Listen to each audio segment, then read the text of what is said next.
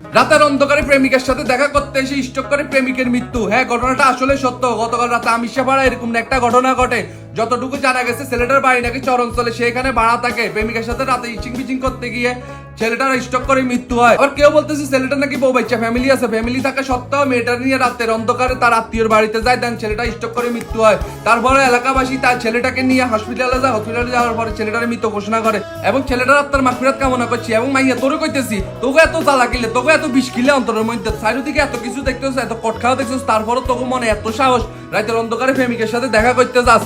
তোকে একবারও মাথার মধ্যে চিন্তা করছ না যে কট খেলে কি অবস্থা হইবে, এলাকাবাসী দেখলে কি অবস্থা হইবে, মান সম্মান কোনা যাইব, মা বাবার মুখ মুখ সমাজে কি দেখাইতে পারবো না, পাইতো না। এগুলা কিছু আবেগের ঠেলা তোরা সবকিছু করে রিয়ালাস। ছেলের বাড়ি এসে সর, তোর আমিষে বাড়ি হইলো টেয়ার খনি, তোরা আশেপাশে কি ফোলা হবেন নাই, তোর সরের ফোলা দিতে হইলো, তোকে রুচি এত খারাপ কিনলে, তোকে এত সাহস কিনলে। আর এলাকাবাসী এটা নিয়ে এখন খুব আতঙ্কে আছে। একটা ছেলে এভাবে হঠাৎ করে স্ট্রোক করে মৃত্যু হয়।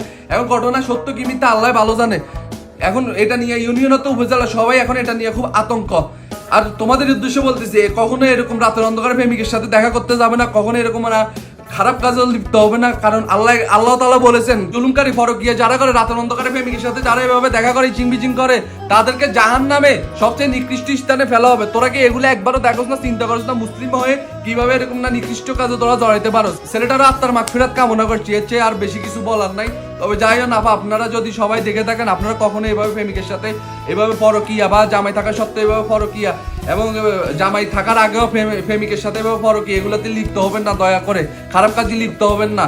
আপনারা মুসলিম জাতি, আমরা মুসলিম জাতি, সবাই মুসলিম জাতি, আমরা খারাপ কাজে লিপ্ত না হই। আসসালামু আলাইকুম।